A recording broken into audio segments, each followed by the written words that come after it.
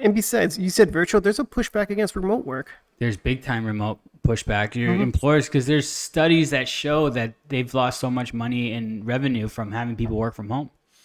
Whose revenue though? Is it like the restaurants people go to lunch to? Well, Is it the car restaurants- maintenance? Is it the gas that you burn? Yeah, all those companies are losing money because you're staying at home. You're right. Restaurants, I didn't even think about that. I'm thinking about the companies that, like, people are at home, so they don't have someone coming by, walking and going, hey, what are you working on? Hey, what are you doing? That's management's fault for not setting realistic expectations. Correct. But people can They get can't lazy. adapt virtually, but you need to like really physically look at them. Yeah. Like, what's the difference? Because I hate it when I go to the physical location at work and our meetings are still done virtually. Like, why am I here? This is ridiculous. Because they just want to, get you in the office. I know a lot of people in my office. This week recently, a lot of the IT guys were like, bitching and moaning because they have to be there every day now. They were 1 day a week, then it went to 2 days a week, and now. Well, guess what? Some of those guys are going to quit their jobs and go work for a competitor who's willing to give them that remote status. Until they tell them to come back to work. Or they might stay that way. Or, IT, some owners like remote work. Yeah. I don't have to do the overhead of paying. You don't have to have an extra building. You don't have to pay rent. I mean, it works both ways. Right. But I think I know how to set the proper expectations to make sure the job gets done. Yeah. But a lot of companies like Verizon, AT&T, those call centers, they want their people back. Wells Fargo, Chase, that they let them do a hybrid. Now they're like, hey, we need you in here full time. It's so hard to manage something that big, though. Yeah. There's just so many people. Like if the CEO, many of the people, like the owner, like small business, the owner knows like all of his employees and who they are. So it's easier to manage and put those expectations. But then when they get bigger and bigger, they're like, okay, I want to have a better eye on these people. The people I don't know personally or hired them. Yeah. Like I want to know what they're doing. It's easy for Wells Fargo and like Chase to have everyone come back. It's just IT said, their workspaces, but now they'll know if they're late, they're walking in late. So the manager can see, hey, you're late. Opposed to being at home, they could sign in, but then they could still be making coffee and stuff like that. And we know there's a resistance with remote work. The employers want to stay home. Even executive level people say, I'd rather stay home.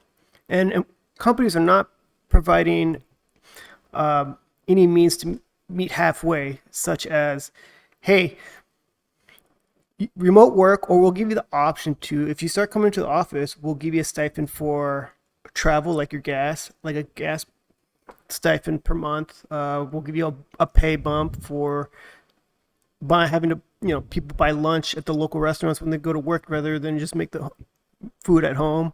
The maintenance of your car, the cost of a car. But they're not offering any of that. It's just straight come back. And plus time, right? The commute to work and from work, that's another 2 hours, right? That's 2 hours of your life. You do feel that 2 hours when you're a remote employee. Wouldn't you rather do 2 hours of overtime at home than now, driving? Who owns that 2 hours of commute? Is it the employee or the employer? Because you have to travel. The employee has to drive, but that's a great... I've always thought of that. The moment you leave home to drive to work should be on the employer. But if that was the case, a lot of people wouldn't be working, taking an hour commute because those people wouldn't be hired. Then in addition, if the company knows that, then be like, okay, instead of a 8-hour workday, but a 6-hour workday with an 8-hour compensation, as a means to level off. But you just lost 2 hours of productivity. Per understood. person is way too much. I mean, even our company, they get... That is a good point. It is a lot. That's way a lot. Too much. I mean, how do you unless you had some kind of like hourly plus commission. Or something like, we'll be happy to pay your hourly. There's obviously jobs that require people to work on site, like sanitation services, hotel employees, right? Customer service jobs, right? Not every job can be remote. Honestly, customer service could be a very remote job. Well, it depends. Like the front desk office people who greet that's the customers, different. right? Yeah. But if you're doing like credit cards, Wells Fargo customer service, where you're calling in, hey, my phone is you don't need to be in a call center for that. No, any call center job, most of them you can work from home.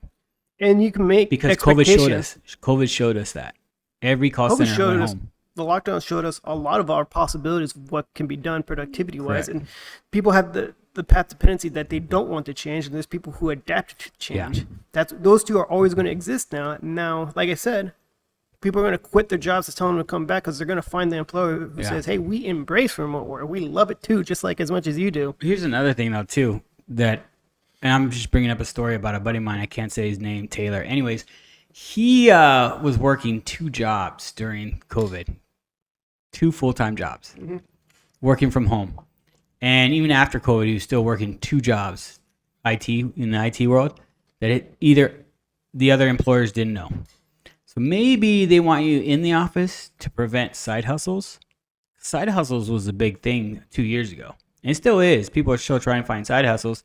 But maybe companies that are paying you hourly, they want to make sure you're focused on one thing and not at home on your work computer and then on your side hustle computer, making money on the side when that side hustle time could have been productive on your job at hand.